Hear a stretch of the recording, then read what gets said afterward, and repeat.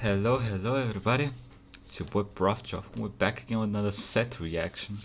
Um, so I see he's done a lot of these Might and Magic games, and he's kind of getting me interested in it. So after we finish the current games we're doing on stream, we might give Might and Magic a shot. I'm not exactly sure which one of the 20 games they have, but we'll figure it out. Okay. Of a previous title while refining character progression. What? Hey people, Seth Hey here. people. Today I'll be reviewing an old RPG classic and a childhood favorite of mine, Might and Magic VII for Blood and Honor, as follow-up to a favorite. Interesting zooms there, Seth. Might and Magic VII for God Blood damn and it. Honor.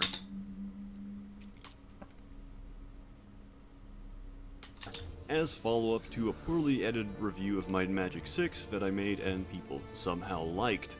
Might and Magic 7 may honestly be, in my opinion, the best game in the series, due to streamlining many of the problems of a previous title while refining character progression, and most importantly, adding replayability. So with that said, let's talk about the insane plot. Continuing on from Might and Magic 6, the Kriegans, space-traveling devil aliens that breed like crazy and produce too many children to be sustainable, have been repelled from the land of Enroth, because some deadbeat adventurers beat their ship's nuclear reactor to a pulp. Meanwhile, on another continent separated by sea, Erathia is receiving its own fair share of demonic infestation. To top it off, other aliens crash land their ship into the local ocean. After a disagreement over gender identity, they part ways and disappear. This is all told by an FMV sequence at the start of the game, which ends with you being blinded by Karl Marx's bullshit. Your party has no clue about ends with you being blinded by Karl Marx's bullshit. There is no ethical consumption under capitalism. Your party has no clue about any of this because they're deadbeat adventurers who start off the game on a treasure hunt organized by Lord Markham, a useless bureaucrat who wants to pawn off the land of Harmondale to a group of unwitting idiots. And what better place to do it than on Emerald Island, a world-famous resort rated 1 stars for health and safety, 5 years running. If you ignore the swarms of man-eating dragonflies and the resident red dragon living in a cave literally 50 meters from town, it's actually a reference. Hey, it's like a zoo, just that when you go to the zoo, the animals can kill you. Okay, it adds a twist to the normal zoo thing. Hey, you want to see a red dragon? Who doesn't want to see a red dragon? And then on the fine print on the lowest part of the page, there's like, oh, you might get eaten. But it's okay. You might survive and tell everyone that you saw a red dragon. Amazing. For a nice place. You eventually win the contest, due in no small part to the fact that all the other contestants are congenitally malcontest, due in no small part. Tot the cleric. I can see it. She's oozing the tautness.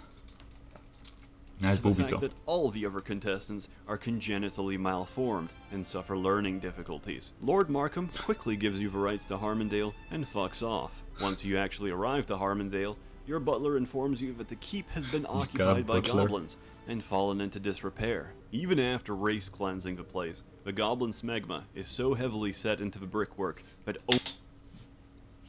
I know this hentai artist. I forgot its name, but I've seen some of his art. He does some fucked up shit, not just normal porn. So if you're gonna go and check it out, a quick FYI, be careful, because there's some dick on dick action there. There's some other stuff there, like it's hentai, okay? It's not normal stuff. It's not normal porn, okay? There is stuff that happens there. Only dwarven bleach can hope to remove it.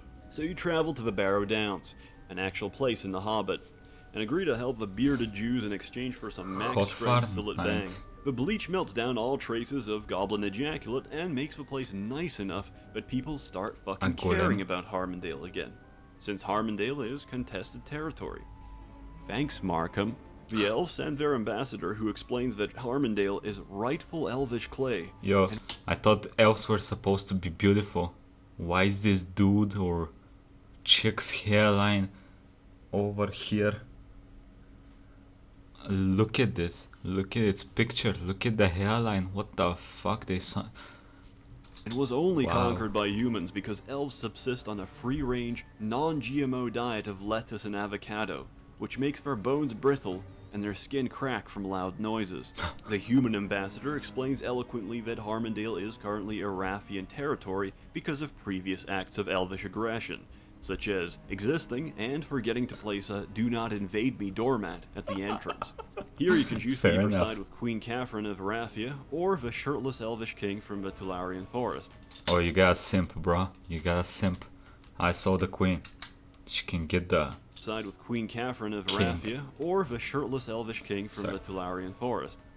Whichever side you choose, hostilities between the regions increase until the Seer of Harmondale passes away. As the Lords of Harmondale, the diplomatic process of choosing a successor falls on you. The Wizards of Bracada Desert suggest picking their soft-spoken ambassador to quell the fighting and attempt to bring peace, while the Necromancers of Deja also bring their candidate to the table, an unqualified and inexperienced paper pusher who will only lobby in their interests and has no patience for diplomacy. Which candidate you pick determines the rest of the game. Bro, why is this game so political? Like, Jesus, there seems to be like a fucking Game of Thrones subplot up in this bitch. Whether the elves and humans settle their border disputes. Hey, fuck no. Listen. If you play any game that features elves, you gotta kill them all. Okay? I don't give a fuck. They have to die. They have to die. It's for the greater good of humankind, okay? Or break into all-out war. The faction you choose to endorse will then invite you to talk further and figure out what's actually going on. The aliens that crash-landed on the planet are actually ancients that split off into two opposing ideologies and now command each respective group. You'll be tasked with Okay. sabotage, assassination, and subterfuge Does that guy have a fucking Uzi? to foil the plans of the opposing ancients. Once all this is completed, the final mission of the game is to literally get diving suits and go deep into the ocean. There at the bottom you'll find the crashed remains of their Okay. ship, together with all the ship's security. If your party survives the onslaught, you can obtain the ship's control cube, guaranteeing victory for your chosen faction. The light side uses it to make a fucking Stargate that can dial other planets, while the dark side ending is pretty much what politicians and lawmakers think 3D printing is, with the leader using the control cube to print infinite copies of laser pistols, which he immediately tests on the follower, and everybody cheers. Might and Magic 7 plays similarly to the previous title, with an extended set of possible races to pick, such as goblins, dwarves, elves, and humans, and new classes, including rangers, which are jack-of-all-trade archers, monks, who are second to knights in fighting ability but use their fists, and thieves, which have exclusive access to the stealing skill that's good for being permanently barred from stores across the game. Your party also runs by default, unlike in Might and Magic 6 where you had to slam down the shift key all the time. The biggest changeover from 6 is that all characters now have skill restrictions according to their class promotion. What I mean by this is that in the game, each class has 3 possible promotions. So, for a sorcerer, that would be to wizard, and from wizard either an archmage, if you chose the light path, or a Nvidia. lich, if you chose the dark path. You need to progress through the game, perform Okay. difficult promotion quests, Okay. and pledge allegiance to a faction, before unlocking the true potential of your class strengths. For a sorcerer, this would mean that they could reach expertise in all elemental schools of magic, but will only be able to reach mastery and learn master-level elemental spells after their first promotion to wizard. Something very critical for game-changing spells Wait. like after their first promotion to wizard. Where's that sound from?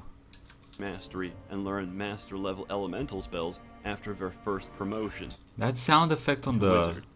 He put on the promotion. I've heard it from somewhere. I know this sound from somewhere. Something very critical for game-changing spells like Town Portal and Flight, which could previously be picked up and used from level 1 in Might and Magic 6, so long as you knew the respective magic type. In general, Grand Mastery of a skill requires you to finish your final promotion quest. Most classes can learn most of the skills available, but may be locked out from mastery or even expertise. The most extreme example of this is alchemy, Grand Mastery of which is class restricted to a fully promoted druid, meaning that if you want to make black potions, the best potions in the game that can confer permanent stat bonuses and cure nearly every condition, you'll need a druid in your party.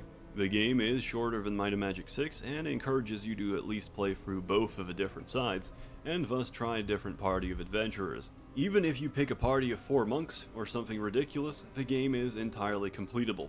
as towns can be filled with hirelings and NPCs that can compensate for skills or spells that you lack in exchange for some of the gold you earn. Because you can spacebar anytime to go into turn-based mode or switch into real-time combat, you will find yourself plowing through dungeons very quickly with some experience. And there's a lot of fighting in this game. What the? There's a reason they called this What is genre that of shit? RPGs blobbers. You go from killing goblins to killing Blobbers? sluts to Never- killing behemoths and I've never heard that, by the way. You go from Blobbers. killing goblins to killing sluts to killing behemoths and titans. And all the sprite work is gorgeous, together with orchestral music written for Oh, each more area. dragons. Might and Magic 7 also added its own card game that you can play in taverns, and receive a generous tournament prize if you manage to beat all 13 innkeepers across the world. Archmage is incredibly fucking fun, and requires you to pick and adjust your strategy to beat the opponent in time, with multiple victory conditions existing, such as building your towers to a certain height, reducing your opponent's tower to 0, or winning through attrition in long games by accumulating enough resources. Both players draw from an identical shuffle deck, What is so happening? learning all the possible cards and how to play against them doesn't take long at all. To close off, Might and Magic 7 is probably the tightest of all the Might and Magic games created in the series, and genuinely just a whole load of fun. It's a very comfy game as well, the type of thing you can play after work with a hot cup of coffee under the blankets. If you're interested in getting a copy, there's shared discs all over the internet, although I would personally recommend getting a torrentwares.com/malware. Ah. copy. There's shared discs all over the internet. Well, although, whoa. if you're interested Immunology. Admin. Business. Egg laying. Male pregnancies. Foot on male. Trap. Bestiality. Why did you put bestiality and horse after? So you had to differentiate the bestiality folders you have set. in getting a copy, there's shared discs all over the internet. Jesus. Although I would personally recommend you get the goodoldgames.com copy of the game, since they repackaged it into a single installer that doesn't require the disc to run, and has the music files playing without the need for a screeching optical disc drive. I've also quietly attached a link to my copy. As always, hope you enjoyed the video. Goddamn, I'm that's no it. longer inactive because I'm doing my master's thesis for a whole year. Oh. Unfortunately, that means I'm in the labs all week and can't really do my old job at the same time. So, I'm making this my job. Seth is shilling out, and with your hard-earned dollars, you can pay a medical professional to avoid his responsibilities and delay starting a family. If you just want to leave a tip, there's a link to my PayPal. If you want to go all out, I made a Patreon. It's a per-video basis, so you only ever pay when I actually make something. So your money's safe. More stuff coming soon. Have a good one. Goddamn. Oi. Stop YouTube. Anyway, quick thank you to my patrons. Pedro Martinez, Kamensko, Yun, Rob, Eric Prinzel, Swasteric Viewers, Chicken Senior, Hilter. It's gonna catch me at least one time saying some fucked up shit on YouTube. Lemon and Moon and Eichmer. Thank you, buddies. Thank you everybody for watching. Yeah, this was pretty enjoyable. Let me know if you would like to see some of this shit on stream, and we'll figure it out. By the way, there's gonna be streams every day for the next at least 1 or 2 weeks. After that, I'll figure out a schedule where we can start doing some, actually scheduled streams. For now, it's like an hour or two after I upload a couple of the videos and shit like that. Yeah, so I'll see you next time, everybody. Enjoy the rest of your day.